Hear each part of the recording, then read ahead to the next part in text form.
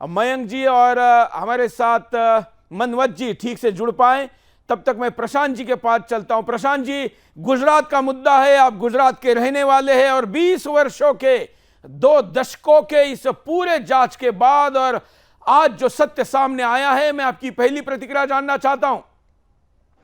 देखिए, एक चीज बहुत क्लियर है कि कानून अपना काम करता है। तो 2 दशक बाद आज जो कुछ भी बाहर आ रहा है, डेफिनेटली वो एक पॉलिटिकल रिवेंज के तौर से बाहर आ रहा है। इसकी पूरी क्रोनोलॉजी को आप समझिए तो जिस दिन मतलब दंगा हुआ, दंगे के बाद, और ये एक ऐसा टाइम था कि दंगा और उसके बाद गुजरात के इलेक्शन थे 2002 में, और मोदी जी नए नए चीफ मिनिस्टर बने थे।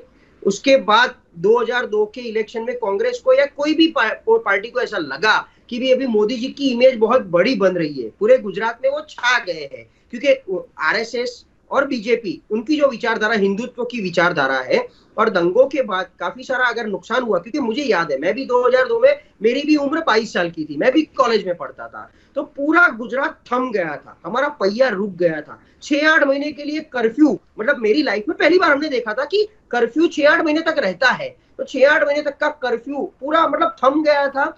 इमीडिएटली इलेक्शन आने वाले थे, इलेक्शन में एक छवि उभर के आ रही थी, मोदी जी एक हिंदुत्ववादी सीएम बन के उभर रहे थे और बाहर आ रहे थे। तो ऐसी सिचुएशन में कांग्रेस को कहीं लगा होगा कि भाई अभी मोदी जी बहुत।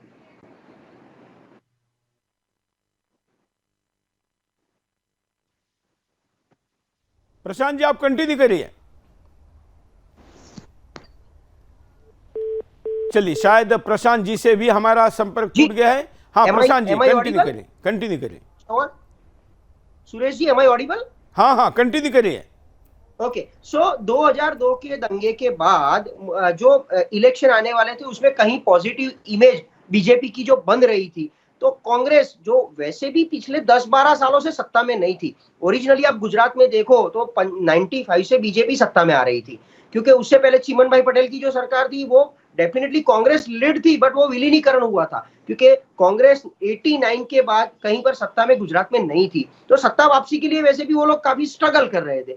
ऐसी हालत में उन्होंने चांस पे डांस मारना ठीक सोचा, इसीलिए तीस्ता सेतलवाड़ जैसे काफी सारी टूल किट खड़ी की, जिससे ऐसा लगे कि भाई ऐसी टूल किट का यूज करके हम सत्ता में आ सकते हैं। तो इसीलिए दंगों के बाद जो भी एसआईटी तो बाद में आई, दंगों के बाद जितने भी इफेक्टेड थे, जो विटनेसेस थे, उनका एफिडेविट करना, उसमें मैनिपुलेशन करना। मैंने बहुत ही क्लोजली एक इंटरव्यू देखा है जिसमें तीस्ता के साथ काम करने वाले, एनजीओ में काम करने वाले मिस्टर रईस पठान या रईस, मिस्टर रईस जो थे, उन्होंने क्लियरली इसको बॉम्ब की तरह एक्सपोज किया हुआ है कि बिल्कुल बिल्कुल, हम उनको भी जोड़ने का प्रयास कर रहे हैं। हम रईस खान जो कि इनके साथी रहे और उन्होंने इस पूरे मैटर को एक्सपोज करने में निर्णायक भूमिका निभाई, क्योंकि उनके नाम का भी दुरुपयोग हुआ था, उनके साइन का दुरुपयोग हुआ था।